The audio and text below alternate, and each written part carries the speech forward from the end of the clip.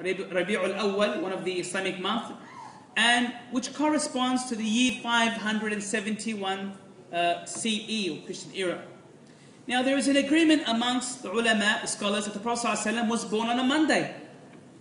He was born on Yawm al-Ithnain, or Monday, since when the Prophet ﷺ, he was once asked about fasting on Monday. You know, he was fasting Mondays and Thursdays. And about Monday, as we find in Sahih Muslim, he said, sallallahu alayhi wasallam, on that day I was born, and on that day revelation descended upon me. So he mentioned that he was born on a Monday. Now, the common belief among people is that he, sallallahu alayhi wasallam, was born on the 12th of Rabi'ul Awwal.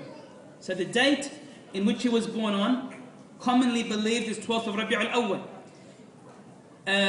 Yet the only substantiated fact regarding this date is that this is the date, listen to this, this is the date in which the Prophet sallallahu alaihi wasallam died. He died on the 12th of Rabi'ul Awwal. Now remember this date for later on.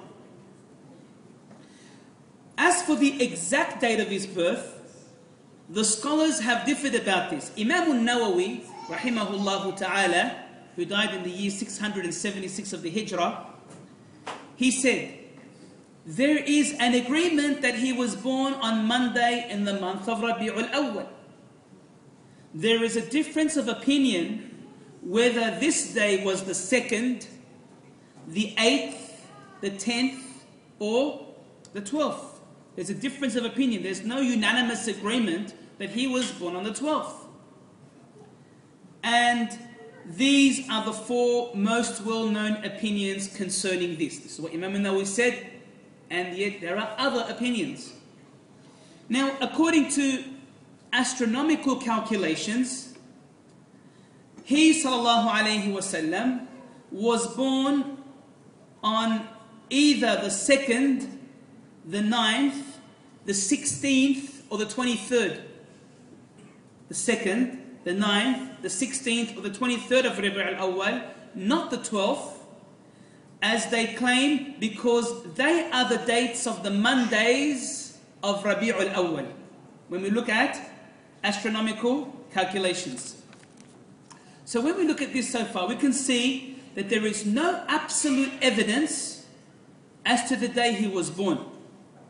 If knowledge of the birth date of the Prophet ﷺ is so important, if Allah subhanahu wa ta'ala wanted it to be an important date that Muslims must register, okay, then don't you think that Allah subhanahu wa ta'ala would have decreed for it to be a preserved date?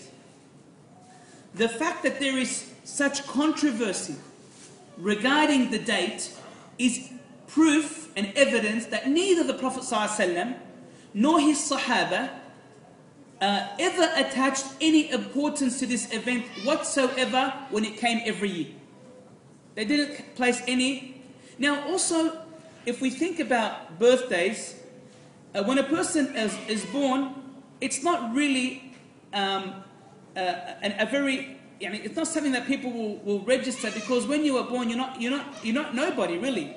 You become somebody later on. But what is more important to people will become the date of your death. That's why you often see who such and such scholar or such and such who died in the year of such and such, because you were known to be having a certain profile or certain status amongst your people.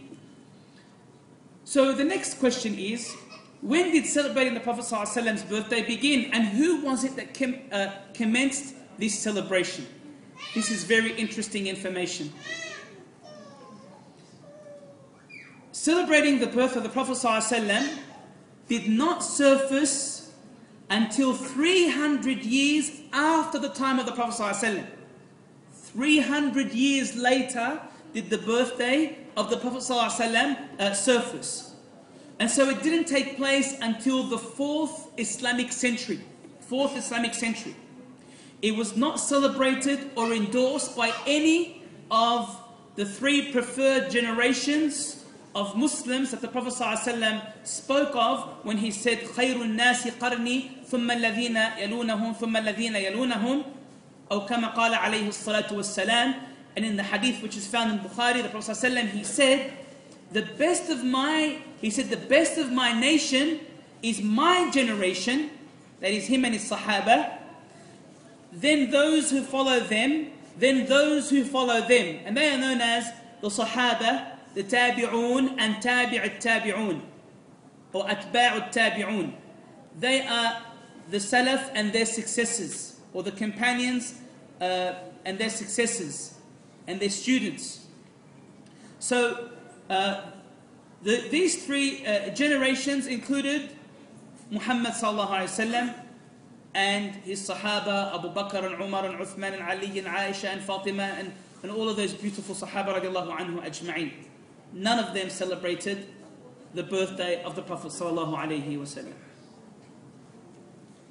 One scholar by the name of Sheikh Tajuddin Umar ibn Ali al-Khumi al-Iskandari, who is known as Imam al-Fakihani, who died in the year 734 of the Hijrah, Imam al-Fakihani, he wrote an essay and he entitled it Al-Mawlid fil Kalami ala al-Mawlid.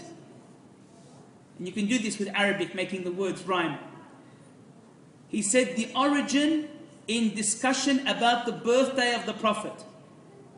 And he goes on and he says, celebrating his birthday has no basis in the book, in other words the Quran, nor the Sunnah, nor is this action recorded from any one of the scholars of this ummah, those who are taken as examples to be followed and who cling to the narrations. Rather, it is a bid'ah. Rather, it is an innovation which was introduced by the Battalun, and they are a deviated sect from the Fatimids,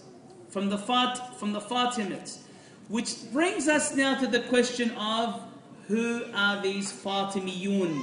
Who are the Fatimiyun? Now the Fatimiyun, they get their laqab, they get this name. It's derived from the name of the Prophet ﷺ's daughter Fatima radiallahu anha wa ardaha. That's where their name comes from, Fatimiyun. So they're attributing themselves to the household of the Prophet ﷺ, and more specifically Fatima. They claim that they are from the descendants of Ahlul Bayt, through the seventh Imam, who is known as Ismail ibn Ja'far al-Sadiq. Ismail ibn Ja'far al-Sadiq. Now, it's interesting to note that it is through Ismail ibn Ja'far al-Sadiq that we have the Ismaili sect from amongst the Rafidah, from amongst the Shia. The Ismaili sects come from him. Now, renowned scholars and historians clearly denounce their claim of being from the descendants of the Prophet ﷺ's family. The scholars, they said they are not from the family of the Prophet ﷺ.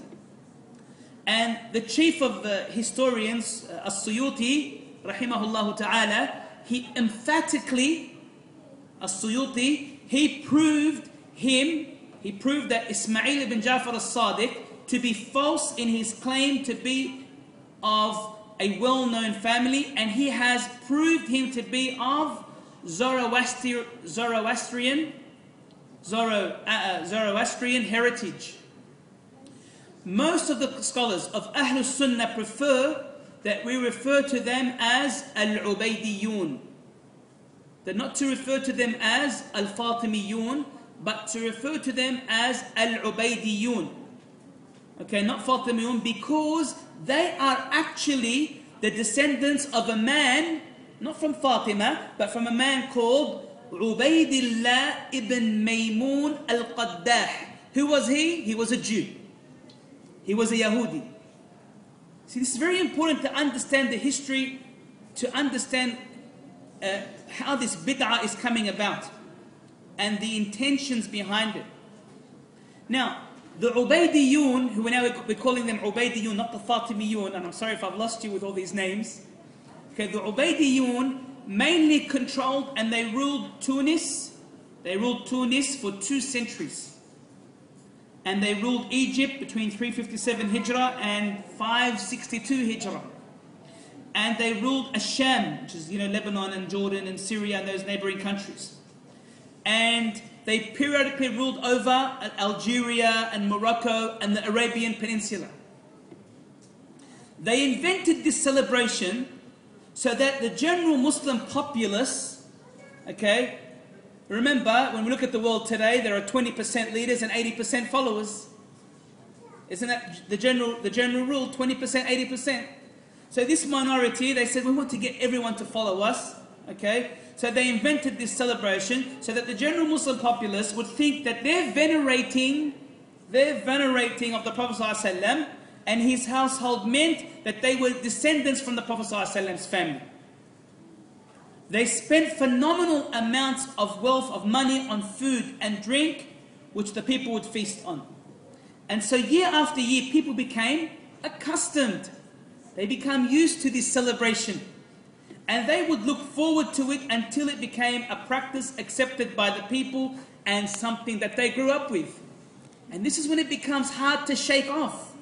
You see, when you become accustomed to something as a child, to celebrate the Prophet ﷺ's birthday, and then when you start to become a teenager or an adult and older, and someone comes to you and says bid'ah, and someone says to you innovation, you say, how could that be? I'm used to that. I'm growing up with that. This is the problem that we have. The Ubaydiyun governors celebrated numerous days, by the way. They loved celebrating. And they celebrated New Year's Day, they celebrated Ashura, the birth of Prophet Muhammad ﷺ, birth of Ali radiallahu anhu, the birth of Al-Hasan al-Hussein radiallahu anhuma, the birthday of Fatima, the birthday of the present, year Khalifa, the Khalifa, they'd celebrate his birthday. They would celebrate the eve of the first day of Rajab and the eve of the middle day of Rajab, the eve of the first day of Sha'ban, the eve of the middle day of Sha'ban, the eve of the first day of Ramadan. They were just celebrating left, right and center. They were considered one of the most deviant sects who attributed itself to Islam, if not the most deviant of the lot. It is well known that most of the innovations, most of the bid'ah, most of the heretical actions of today were concocted, were made up by the Ubaydiyun, by them. And today, the extreme Sufis in Egypt are from amongst their descendants. And the Druze, this is one of the sects that attribute themselves to Islam, they're called the Druze. The Druze, and they are mainly found in Asham, in Syria, and surrounding countries, are also the descendants of the Ubaydiyun. The Ubaydiyun dynasty and rule were eventually overthrown by who? Does anyone know by who? They were overthrown by a great soldier, by a great warrior, and his name, the Mujahid, Salahuddin al-Ayyubi. Salahuddin al-Ayyubi was the one that fought them and overpowered them, and he conquered them.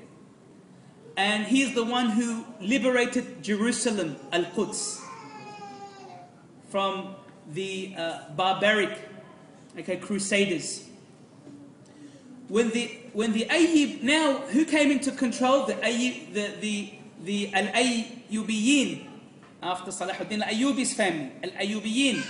They came to power, they stopped all Fatimi practices, or all Ubaydiyun practices, that's it, no more. But what happened is that families used to celebrate the Prophet ﷺ's birthday in their house because they had become accustomed to it. So it was done all like now, just in each home. Now, Al-Baqillani, a great scholar, Al-Baqillani is a Maliki scholar. He died in the year 403 of the Hijrah. He's called the Sheikh of the Sunnah and the tongue of the community. Very renowned scholar of the Sunnah. He was one of the fortresses of the Muslims, and the people of innovation, they never experienced greater joy than their joy at his death. They